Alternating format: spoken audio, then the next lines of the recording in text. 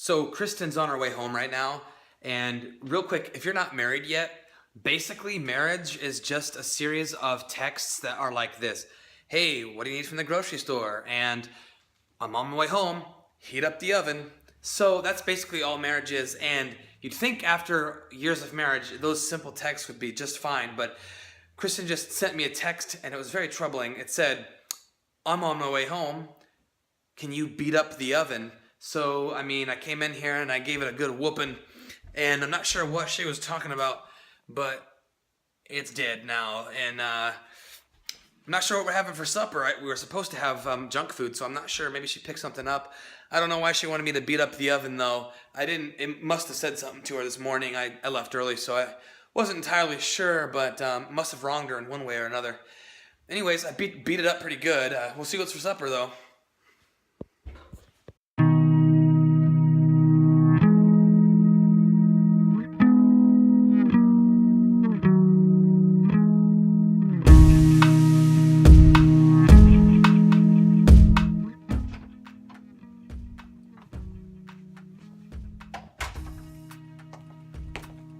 Good morning, it is Friday. Yay, Friday. So I'm still super pumped about the Cubs World Series win. It's been a really great week. I've tried a couple new strategies for behavior management and classroom engagement. I'm going to share those with you in a little while.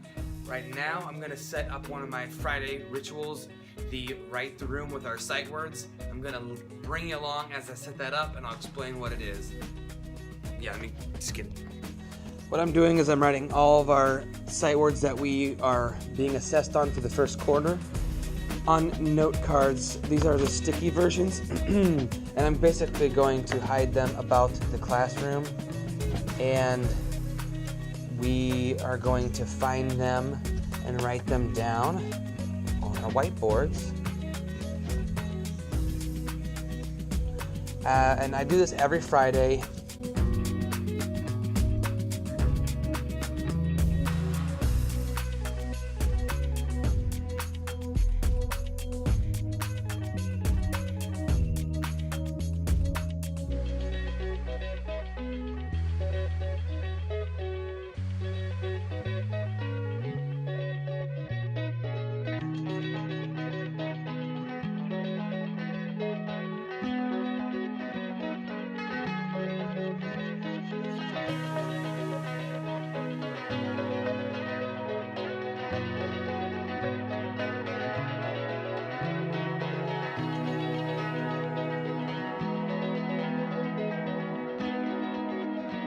What I'll actually do is I'm gonna leave this one can. I'm actually gonna I'm gonna put it on my back and walk around with it, and they'll see it on my back and they'll think that's funny. So I'll leave this one at my desk for now.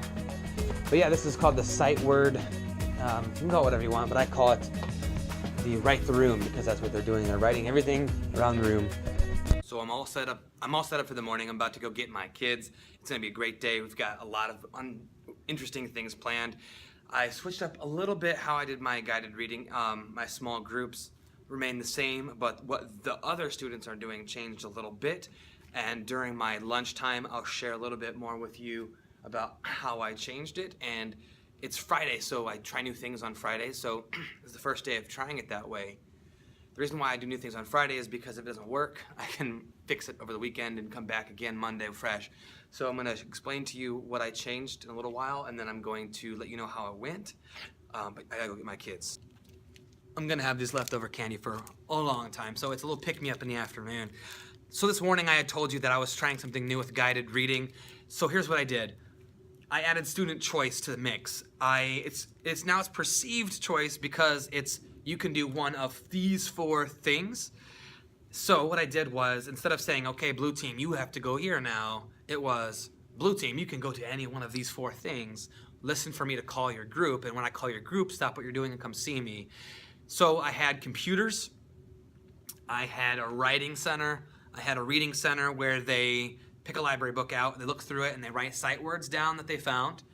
And what else did I have? Oh, I had a puzzle, like a CVC word puzzle where it has a CVC word and a picture, and you gotta match it up. And and another puzzle that was a rhyming word puzzle, same concept. So the idea is you go to what you want to go to. So if you don't want to do writing, then don't do it. And if you go to writing and you get tired of it, go somewhere else. So it really, actually, you would think that having that choice and moving around would be loud, but it actually wasn't loud, because what happens is if you have a child and you tell them, okay, you have to go to writing, when they're done, what are they going to do? They're going to talk. But if you don't make them go anywhere and they can go anywhere they want, then when they're done writing, they'll go somewhere else. So it can get noisy, but for the most part, I was very surprised at the noise level. It was manageable enough that I could still do my small group, and I didn't get any pushback or I didn't have to remind anybody to do their work, because they only did what they wanted to do. Now that I have that sort of set up, I can work it a little bit more to my advantage, where I could, after I'm done with a small group, I could say, all right, green team, great job with our lesson today. Now, before you go to choose your own center, I want you guys I'm going to challenge you guys. I want to see if you guys can put that puzzle together in 5 minutes. Let's go ahead and get started on it, and I'll come check back on you. So you can sort of guide them to an activity, and they have to come to me, and they have to do the ABC mouse on the computers. So that's kind of how that works. So right now my kids are at a monthly behavior incentive that we have at the end of every month. And what they're doing is they're watching a short movie in the gym and they're having popcorn. So since I started my behavior chart, my clip system, so late in the month, and actually I've only been doing it for like 2 weeks, we didn't have enough data to determine who could and could not go. What you're supposed to do is whoever had like 3 bad days or less gets to go. So that would be like a blue, purple, or gray day. If you had 3 or more, then you can't go. And if you have mostly good days, you can go. So I had to make a kind of a tough call, because most of my kids would have earned it anyways, but I had a few that probably could have missed it. But here's the thing. Because the clip chart was so late in the game, I want to be able to sit them down and say, all right, let's count how many bad color days did you have. And if you count more than 3, then you can't go. Because if they don't have that visual, they're just going to be like, well, you're not letting me go. Why not? That's not, So it was kind of a tough call, because there's a couple kids that probably should have stayed back. But I want them to see that this is what you earn. And when they get back, I'm going to have a conversation with them. I'm going to say, wow, did you guys like that? Was that fun? Well, you can earn that every month if you have 3 or less bad days. And then we can reference that every day. Well, you're going to earn it, color in your day, So I had to make a tough call, and I think it'll be powerful that they got to see it.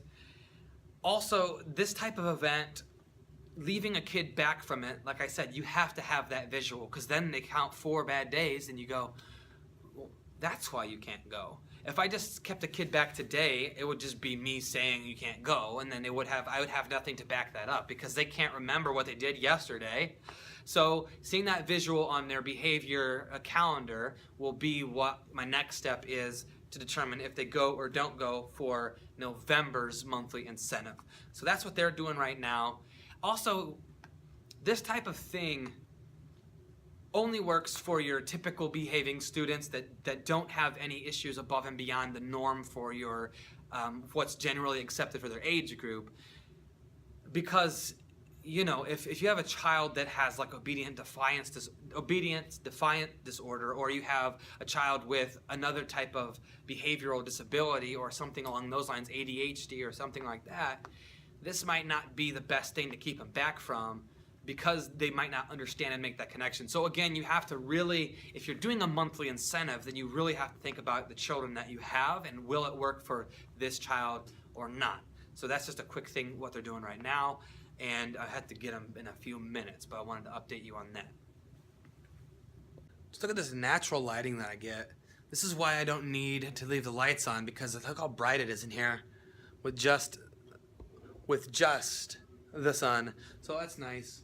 I don't know, it feels nice to me. I like it. I like having that natural light.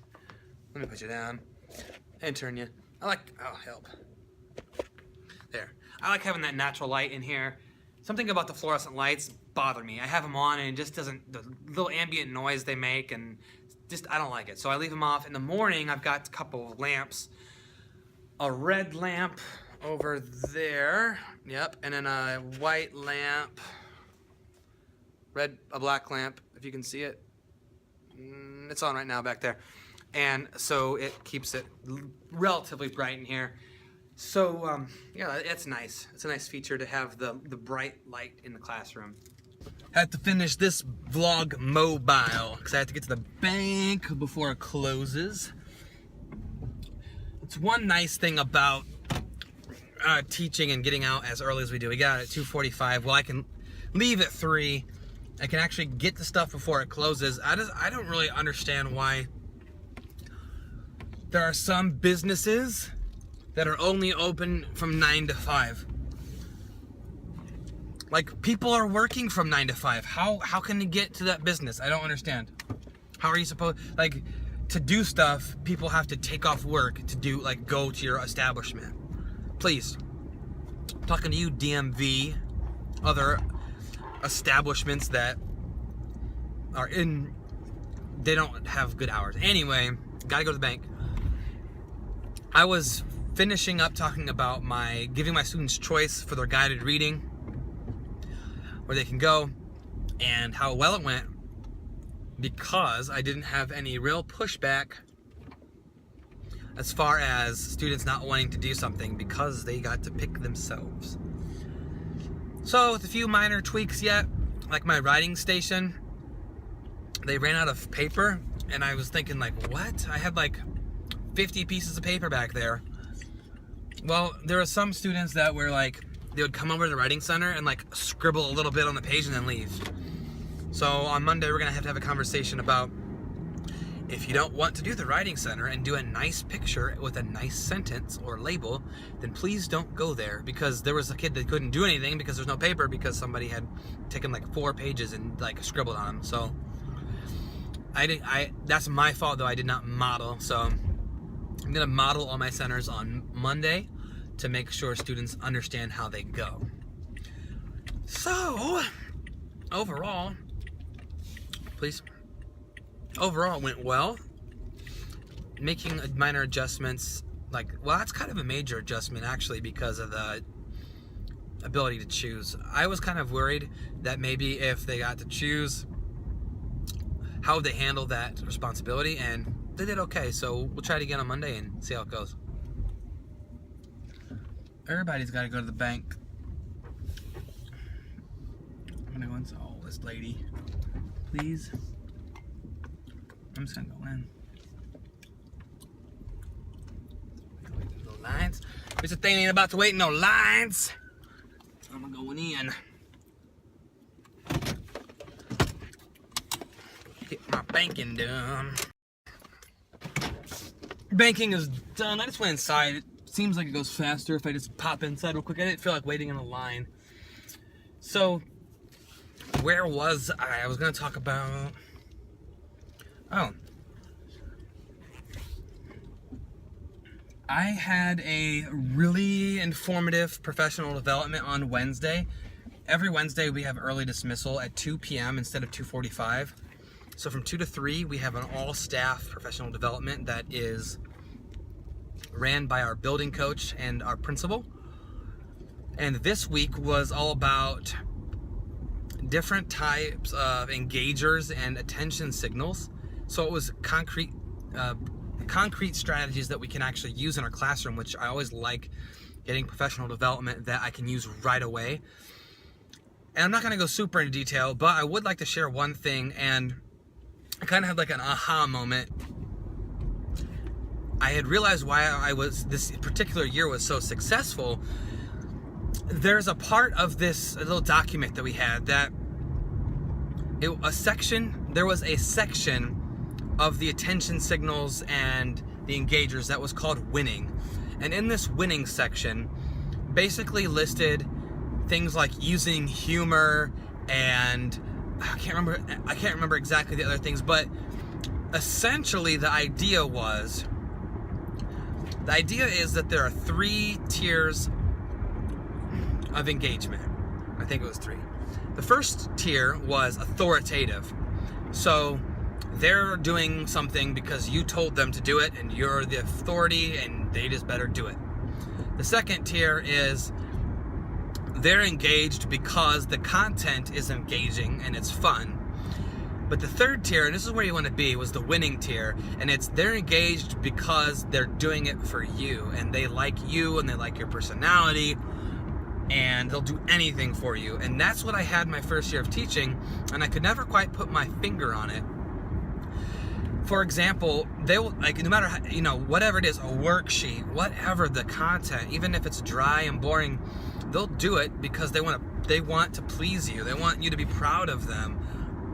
And I had that my first year and a little bit every year since, but that hasn't been something that I've been able to quite capture yet this year. I haven't. Some of the kids will do that, but as a whole, how can I recapture that feeling of, wow, I want to just, I want to do it because it's the right thing, and I want to, that's a good place to be. And so after reflecting on it a bit, I think I'm going to, first I'm going to continue to build the relationships with my students on a personal level. That's always key. And then I'm going to relate the content and why we're doing it. Back to the why. Why are we doing it? I'm pretty good with saying the I can statements and the objectives, but I need to go deeper into why. Why are we learning how to read? Why are we learning how to make names for 10? Why are we learning about what we're learning? Bring it back to the big picture more often and share their data with them more often. They like the clip chart. They like seeing their clip go up. So why wouldn't they like seeing their clip go up or a sticker go up or something for their data, their reading level, or their whatever the case may be? So I'm going to work on it, and I'll keep you updated on how that goes. So yeah, it was a great professional development, and I could actually use it. I was using a little bit of the strategies today with the winning. I was trying to use a little bit of humor. At recess, one of my friends was very upset because he had to sit out of recess for 5 minutes because he was pushing somebody. So when I had told him his time was done, he was kind of sulking around the playground, stomping his feet and that sort of thing. So, and being sort of unreasonable. So what I did was I followed him and I mimicked what he was doing. I did my hands like this and I stomped around. I went up to him. I said, "What are you mad? Why are you mad?" And he wouldn't say anything. And I said, "I'm mad too." And so I kind of just followed him around. And he kind of walked away and said, "All right, we're going to go be mad over here, I guess." And I was just kind of being goofy, but it got him to smile, and he was able to turn his day around. So that was the situation where using humor and kind of goofing around was beneficial to me. And you gotta know your kids. Some kids might not like that, but it worked for me today, so that was nice. I often share with you guys how I do my weeknights, how I try to have something to look forward to each night. And I haven't much shared about my weekends and what I do. To me, a perfect weekend is like the following. I really like Friday nights to be the nights where I stay in, because I'm so tired from the week that I can't stay out late on Friday. So on Friday nights, unless we have some other obligation, Kristen and I will stay in, and we like to watch a movie or something, or we'll binge watch one of our Netflix shows. And what we'll do is we call it junk food night, and we make like pizza rolls and mozzarella sticks and those kind of things, and we have that in front of the TV and we watch a movie or binge watch Netflix. And that's just sort of what we do on Friday night. We also like to clean a little bit. I really like starting Saturday morning with a clean house. I hate the feeling of, oh, Saturday, we gotta clean now. So I like to clean a little bit Friday night too. So that's the perfect Friday night for me if we have nothing else going on. And then Saturday, I like to spend Saturday morning and during the day. That's when we would do errands or whatever around the house, that sort of thing. And then do something social Saturday night, whether that's with family or friends. And then Sunday, a typical Sunday would be get up. We always have waffles on Sunday morning. Kristen always makes waffles. It's Waffle Sunday. and we will get up, eat our waffles, and then go to church. Church starts at 10:30 a.m. After church, we come back, and I like to do my lesson plans and all that sort of thing.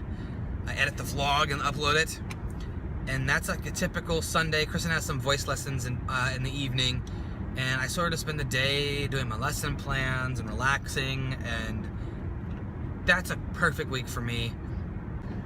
Bottom line is, we've got a perfect weekend set up and ready to go, and tomorrow night, Saturday night, we are going to watch Doctor Strange in theaters. I'm a big time Marvel fan. I'm very excited to see Doctor Strange. It looks kind of like Inception a little bit, so that'll be interesting to see. And also, I'm a big time Benedict Cumberbatch fan. I feel like that's the greatest name ever that anyone's ever had. That's the coolest name, Benedict Cumberbatch. Anyway, that's what we're doing this weekend, and I like to keep it balanced. I like to feel like I got something done, but also I got time to recharge, because the weekends is when I recharge my batteries. Just pulled in the driveway. It's got home. It's a beautiful fall day today, and I'm gonna go see if I can find that cat. Let's see if we can find him. I got some. Let's see if we can find Bear. It's a Friday night. Bear's home. Bear? Hi. Yep. Found him. Kristen really hates scary movies, and I subscribe to the subscription box service called Loot Crate, and the last October's Loot Crate was like horror themed, and I got this little little plush Leatherface doll from not American Horror Story, Texas Chainsaw Massacre, and I've been leaving it in random places in the house for her to find ever since, and I left it in here, so I'm gonna ask her to get drinks for supper, and he's gonna be right here in the corner. So hopefully she freaks out. We'll see what happens. But I hid it in the bed last night, right next to her pillow, and she came out and she's like, "I don't like where you put that guy." So let's see if I can scare her. I'll probably try to video it though. My camera was been acting weird, but it's because I didn't have any battery. And can you grab a couple glasses for the supper while I'm trying to get this lighting figured out? Just a couple cups will be fine. Why? Why? I don't like it.